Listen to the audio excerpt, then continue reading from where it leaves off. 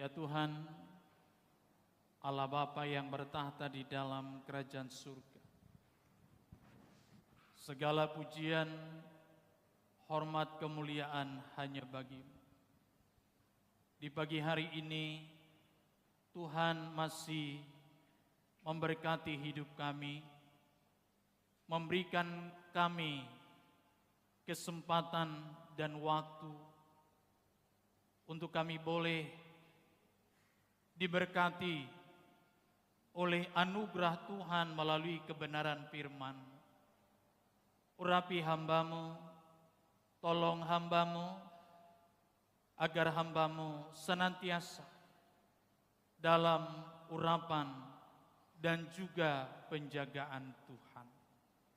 Urapi seluruh umat, Roh Kudus-Mu bekerja di tengah-tengah kami, sehingga firman-Mu menjadi suluh, terang, dan juga memberkati hidup kami.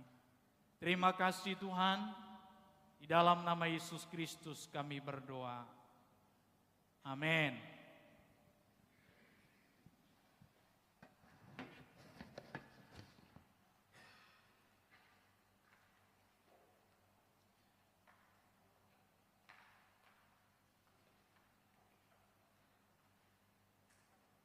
Shalom. Selamat pagi Bapak Ibu Saudara-saudari. Apa kabar pagi ini? Luar biasanya masih kurang semangat. Apa kabar pagi hari ini? Puji Tuhan. Mari kita buka Alkitab kita dari Injil Matius pasal yang ke-24. Injil Matius pasal yang ke-24 ayat 36 sampai dengan ayat yang ke-44. Injil Matius pasal yang ke-24 ayat 36 sampai dengan ayat yang ke-44. Sudah dapat? Kita akan baca secara bergantian. Saya membaca ayat yang ke-36, Bapak Ibu Saudara-saudari membaca ayat yang ke-37. Demikian firman Tuhan. Tetapi tentang hari dan saat itu tidak seorang pun yang tahu. Malaikat-malaikat di surga tidak, dan anak pun tidak, hanya Bapa sendiri.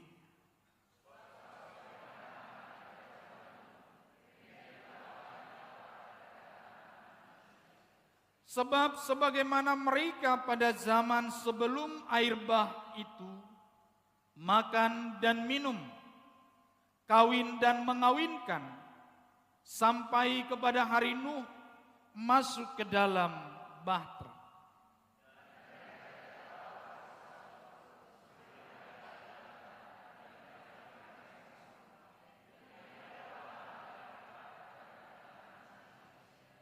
Pada waktu itu, kalau ada dua orang di ladang, yang seorang akan dibawa dan yang lain akan ditinggalkan.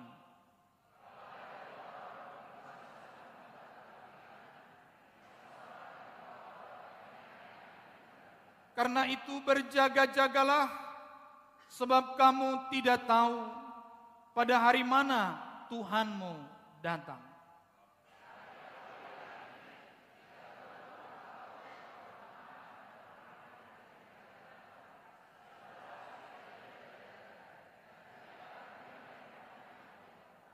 Bersama-sama, sebab itu hendaklah kamu juga siap sedia, karena Anak Manusia datang pada saat yang tidak kamu duga. Amin.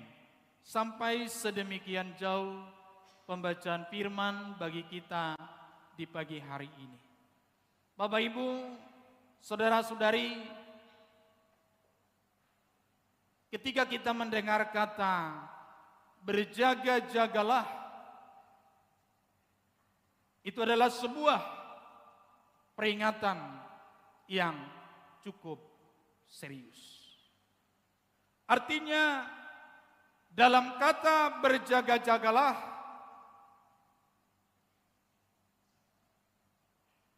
merupakan sebuah peringatan yang sangat serius yang menuntut perhatian dari setiap orang. Dan juga menuntut dari kita sebuah tindakan yang aktif. Bapak Ibu saudara-saudari yang dikasihi oleh Tuhan, berjaga-jaga, bersiap, persiapan itu sangat penting. Karena kalau tidak, semua akan kacau. Maka selalu diingatkan, bersiaplah, berjaga-jagalah. Tujuannya adalah supaya kita memberikan perhatian terhadap hal-hal yang akan dinyatakan oleh Tuhan dalam kehidupan kita. Bapak Ibu yang dikasihi oleh Tuhan, kalau seorang penjaga gawang, dia tidak akan menerima bola setiap detik, setiap menit. Tetapi di satu waktu tiba-tiba serangan dari pihak lawan akan datang. Kalau dia tidak memberikan perhatian yang serius, dia tidak mengamati pergerakan bola termasuk pergerakan lawan, maka dipastikan dia akan kebobolan. Oleh karena itu, Bapak Ibu yang dikasihi oleh Tuhan kita Yesus Kristus, ada satu ungkapan yang mengatakan, menunggu adalah pekerjaan membosankan. Betul Bapak Ibu? Apalagi kita menantikan sesuatu yang tidak disampaikan jamnya, detailnya, tanggalnya. Pasti kita akan selalu penasaran. Bahkan mungkin kita akan berpikir, sepertinya tidak ada kepastian.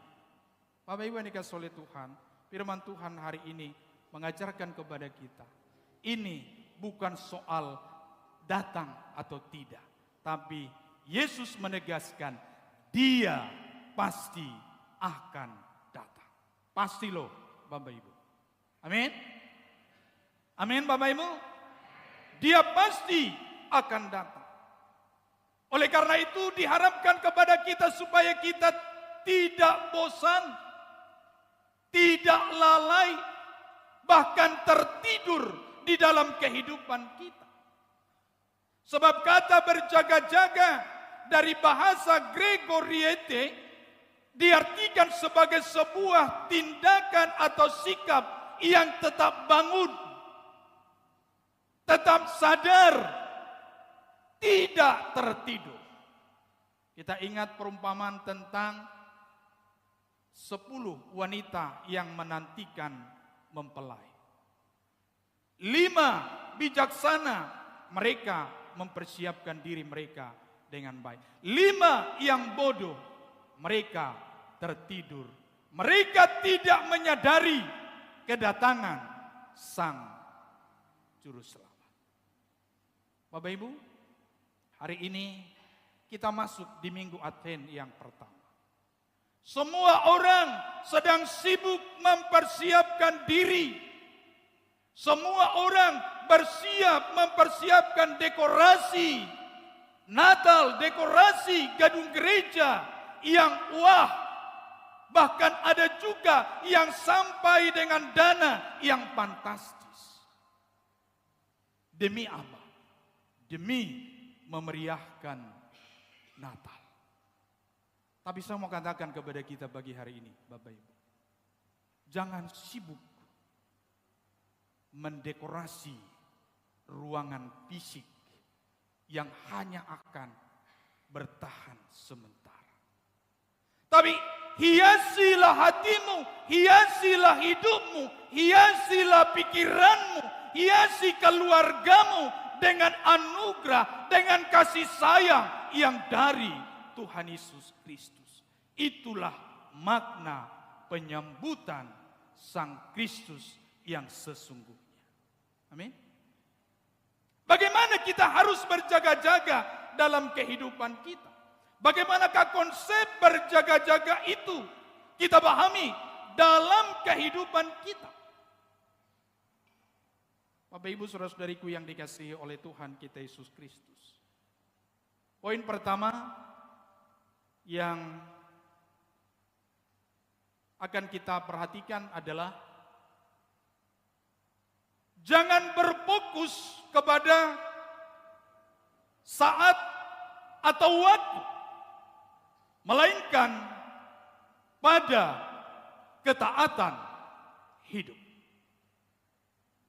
Ada banyak orang yang bertanya kapan? Kenapa enggak jalan ya? Multimedia. Oke, ya. Jangan berfokus kepada saat dan waktu, melainkan pada ketaatan hidup. Ada orang yang bertanya, ketika Yesus dia akan datang, anak manusia akan datang. Ada orang yang bertanya, kapan? Di mana? Saat bagaimana? Sehingga mereka lupa bahwa yang terpenting dalam berjaga-jaga, dalam menyambut Yesus Sang Juru Selamat dalam kehidupan kita adalah bagaimana kita menata diri kita lebih baik. Setiap orang berharap bahwa saat dan waktu yang dijanjikan oleh Tuhan dapat segera terjadi. Tetapi Yesus menegaskan bahkan orang-orang yang berada di lingkaran terdekat secara rohani bagi Yesus tidak dapat memahami sepenuhnya kapan dia akan datang. Tetapi satu hal yang Tuhan Yesus tegaskan adalah bahwa dia pasti akan datang. Amin. Dia pasti akan datang. Kita tidak tahu. Siapa tahu 1 jam lagi dia datang. Apakah engkau akan siap? Jangan-jangan saat dia datang, engkau sedang lagi bermusuhan dengan orang lain. Jangan-jangan ketika ia datang, engkau sedang berada di labotuak lagi mabuk. Jangan-jangan ketika dia datang, engkau sedang melakukan kekerasan dalam rumah tanggamu.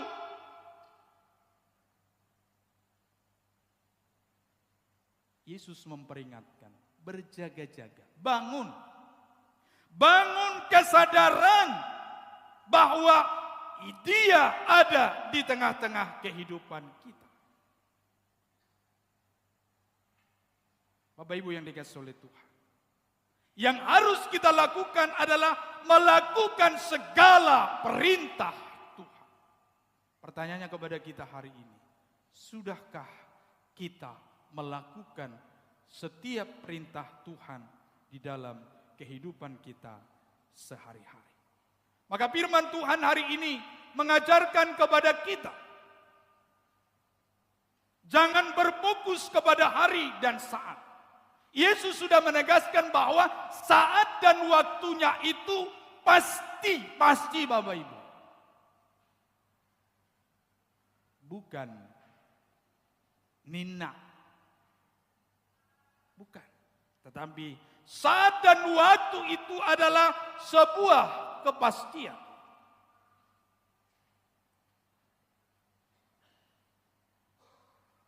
Tolong multimedia, next.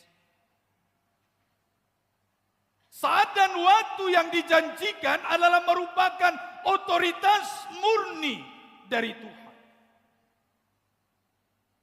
Tidak seorang pun mengetahui saat kedatangannya. Dan pengetahuan manusia tidak cukup untuk memahami kedalaman rencana dan anugerah Tuhan. Yang harus kita lakukan adalah kita taat melakukan perintah Tuhan. Berfokuslah kepada hal-hal itu. Bagaimana engkau hidupmu berkenan kepada Tuhan? bagaimana engkau melakukan setiap perintah Tuhan di dalam hidupmu. Dibandingkan ketika engkau hanya mau berfokus kepada saat dan waktu itu, lalu engkau berpikir satu hari sebelum dia datang, maka aku bertobat. Pertobatan itu harus terjadi setiap hari dalam hidup kita. Amin. Amin Bapak Ibu. Ya. Pertobatan itu harus terjadi setiap hari, setiap waktu di dalam kehidupan kita. Bapak Ibu yang dikasihi oleh Tuhan kita Yesus Kristus. Semua proses itu berlangsung dari sekarang. Oleh karena itu, berikan perhatianmu kepada firman Tuhan. Dalam Kisah Para Rasul 1 ayat yang ke-7 dikatakan, engkau tidak perlu mengetahui masa dan waktu. Kita diingatkan lagi, masa dan waktu yang dijanjikan oleh Tuhan sudah pasti terjadi.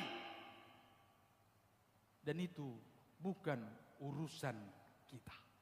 Itu murni dalam otoritas Tuhan.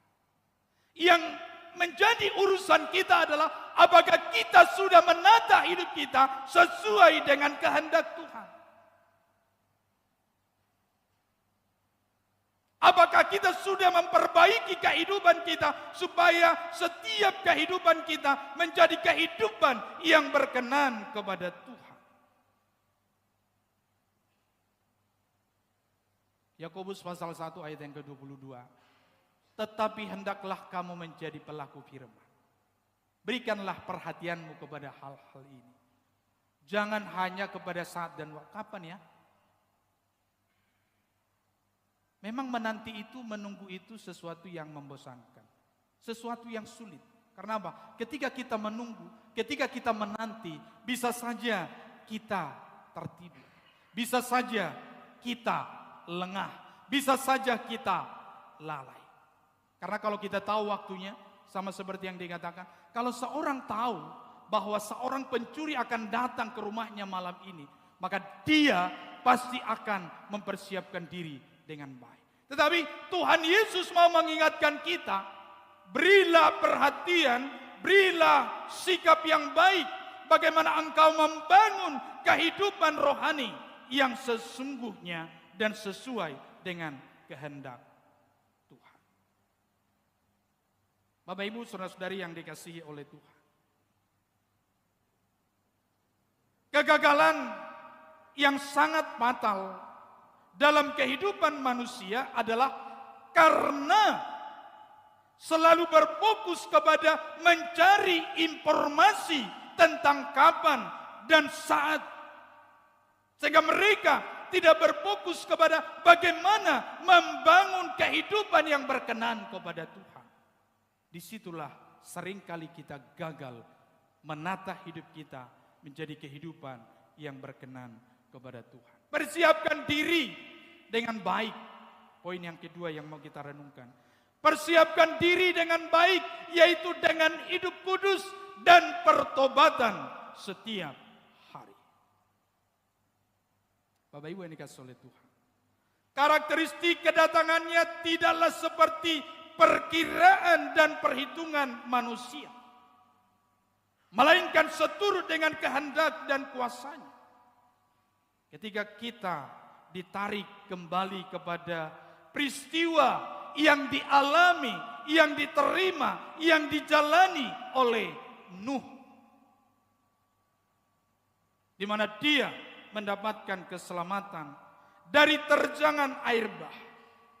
Ada beberapa hal yang penting yang dapat kita pahami. Yang pertama adalah bahwa saat dan waktu yang dijanjikan pasti akan tiba. Saat dan waktu yang dijanjikan pasti akan tiba. Seandainya Nuh bertanya, kapan Tuhan? 1 minggu, 2 minggu sebelum hari hanya, aku pasti dapat membangun bahtera itu. Tapi Tuhan tidak menyatakan detail waktu saat air bah itu akan datang. Yang dia tahu adalah bagaimana harus membangun bahtera. Belajar dari Nuh. Dia berfokus kepada apa yang diperintahkan oleh Tuhan. Bukan pada saat kapan air bah itu akan datang. Bagaimana dia akan datang. Nuh berusaha untuk hidup sesuai dengan kehendak Tuhan. Sekalipun banyak tantangan yang harus dia lalui. Waktunya panjang. Belum lagi omongan, cercaan dari orang-orang di sekitarnya. Kenapa Nuh? Kenapa dia melakukan hal itu? Bapak Ibu saudara-saudariku yang dikasihi oleh Tuhan kita Yesus Kristus.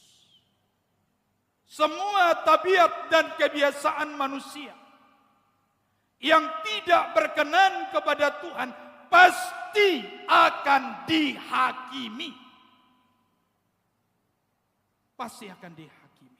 Oleh karena itu, Bapak Ibu yang dikasihi oleh Tuhan, kita perlu memastikan hari ini kita sudah hidup dalam pertobatan yang sesungguhnya atau tidak. Orang pada zaman Nuh tidak dipersalahkan karena bekerja atau menikah, melainkan karena kehidupan mereka dibangun di atas ketidaksadaran akan adanya Tuhan Allah dalam kehidupan mereka. Mereka hidup dengan cara mereka sendiri. Mereka tidak memiliki aturan dari Tuhan.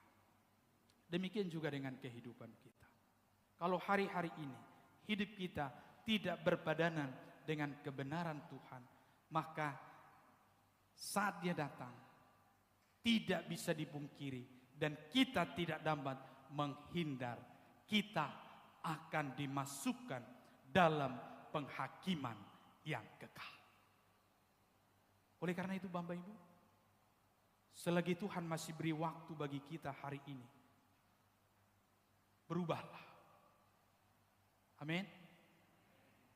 Berubahlah, bertobatlah dari dosa-dosa yang tidak berkenan kepada Tuhan.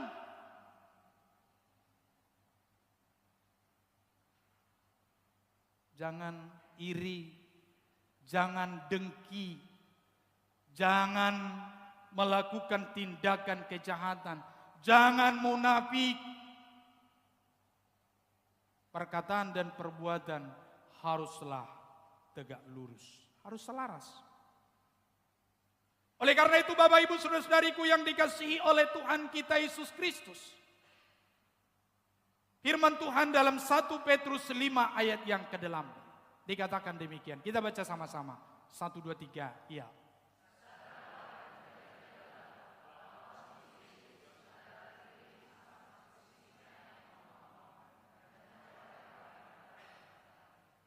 Jangan kita termasuk orang yang siap ditelan oleh singa itu. Mengapa?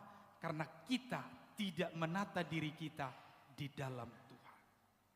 Karena ketika kita hidup di dalam Tuhan, maka kita punya kuasa. Amin. Ketika kita hidup di dalam Tuhan, kita punya power. Tapi kalau tidak, di luar Tuhan, kamu tidak dapat berbuat apa-apa.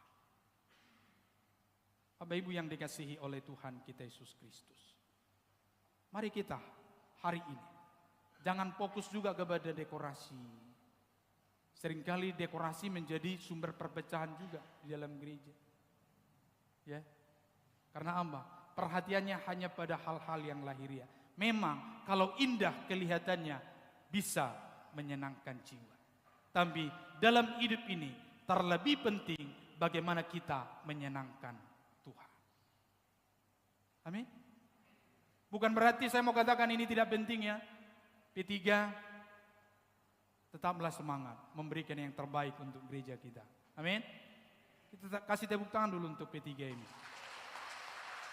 Ya. Kita dukung anak-anak kita dorong mereka, jangan kita lemahkan semangat mereka. Supaya anak-anak muda kita menjadi anak-anak muda yang hebat dan luar biasa.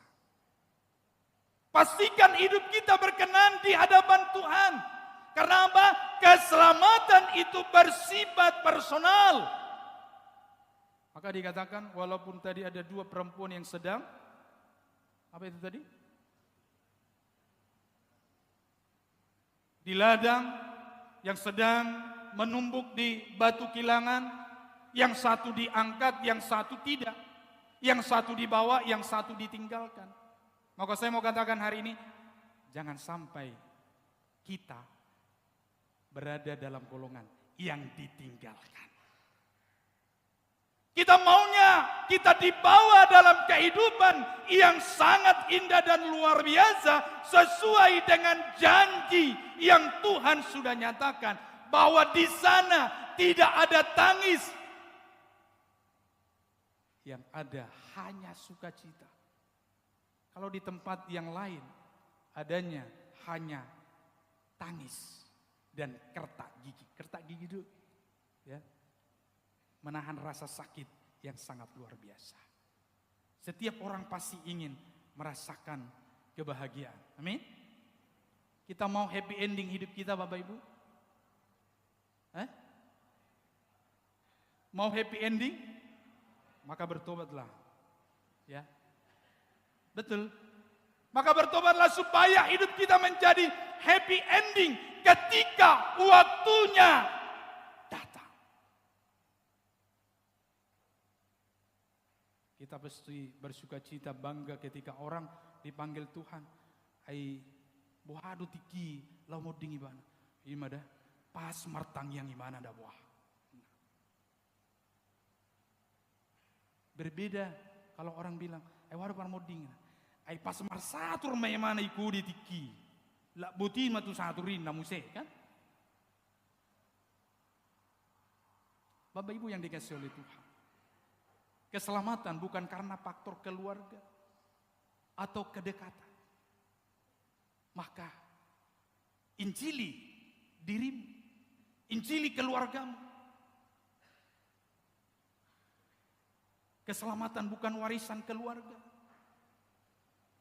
Bukan karena status pelayananmu. Bapak Ibu ini dikasih oleh Tuhan. Kita bisa saja perform di atas mimbar ini. Sama seperti saya. Tapi Tuhan tidak melihat itu semua. Tuhan melihat hatimu. Tuhan melihat perbuatanmu dalam kehidupan sehari-hari. Oleh karena itu, berfokuslah kepada bagaimana hatimu dipenuhi oleh kasih, sukacita, damai sejahtera, pengampunan yang daripada Tuhan.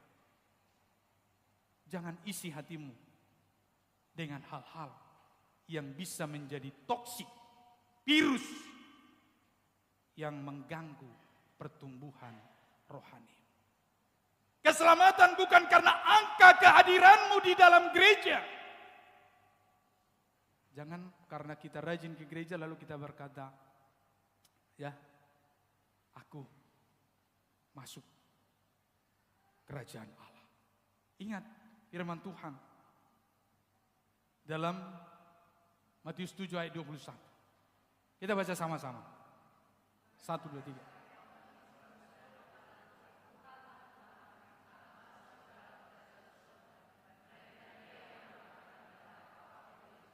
Saya baca sekali lagi. Bukan setiap orang yang berseru kepada Tuhan, Tuhan, akan masuk ke dalam kerajaan surga. Melainkan dia yang melakukan kehendak Bapakku yang di surga. Catat Bapak Ibu. Yang melakukan kehendak Bapakku yang di surga. Boleh perform, boleh melayani. Kita tidak pernah absen ibadah. Tapi apakah kita melakukan kehendak Bapa di dalam hidup kita sehari-hari? Mari kita introspeksi diri kita. Gak usah lihat orang lain. Amin. Unak pola lihat, unak pola bereng, siamu do siap birang. Bereng ma diri tabi. Amin. Unang dok, itu sianu di jamitai dak tuawi. Halak parisi do nama dok songoni. Lihatlah dirimu, tata dirimu, supaya hidupmu sungguh-sungguh berkenan kepada Tuhan. Bahkan dalam Wahyu 2 ayat 10b dikatakan, hendaklah engkau setia sampai mati, dan aku akan mengaruniakan kepadamu mahkota kehidupan. Hanya orang-orang yang setia sampai mati, sampai akhir hidupnya, merekalah yang berkenan. Kepada merekalah Tuhan berkenan menganugerahkan hadiah terbesar, hadiah yang paling agung, hadiah yang paling diinginkan oleh setiap orang yang percaya kepada Tuhan. Bapak Ibu yang dikasihi oleh Tuhan kita Yesus Kristus, sekalipun kita tidak bisa memprediksi kedatangan, yang paling penting kita pahami adalah bagaimana kita berfokus kepada melakukan kehendak Tuhan. Melakukan kehendak Tuhan, bukan kehendak. Bukan kehendak kita, bukan pikiran kita, tapi kehendak Tuhan. Bapak Ibu yang dikasihi oleh Tuhan, 3 poin penting sebagai bekal untuk kita bawa kembali ke rumah kita masing-masing. Yang pertama, saat dan waktu kedatangannya adalah merupakan misteri rohani, namun bukan cerita dongeng, tetapi merupakan kepastian rohani. Amin. Pasti dia datang. Kita nggak tahu 1 jam lagi dia datang. Siapa tahu. Oleh karena itu, pastikan dirimu dalam keadaan yang hidup berkenan kepada Tuhan. Yang kedua, tidak ada pengecualian. Pendetakah, majeliskah, jemaat biasakah, tidak ada pengecualian. Bagi Tuhan semua akan mendapatkan keadilan Tuhan. Kalau kau tetap hidup dalam dosa, maka bagianmu adalah neraka yang mematikan. Tapi kalau engkau hidup di dalam Tuhan, berkenan kepada Tuhan, melakukan kehendak Tuhan, yakinlah engkau ditempatkan dalam kehidupan surgawi yang akan memberikan kamu sukacita besar yang tidak terhingga. Yang ketiga, yang Tuhan mau adalah kehidupan rohani yang konsisten, melakukan perintah Tuhan dan mengalami dinamisasi yang positif dan mengarah kepada kesempurnaan Kristus. Sebagaimana teologi John Wesley mengajarkan kita, orang-orang Metodis, bahwa kita menuju kepada kesempurnaan Kristus. Amin. Tuhan Yesus memberkati. Mari kita satu dalam doa.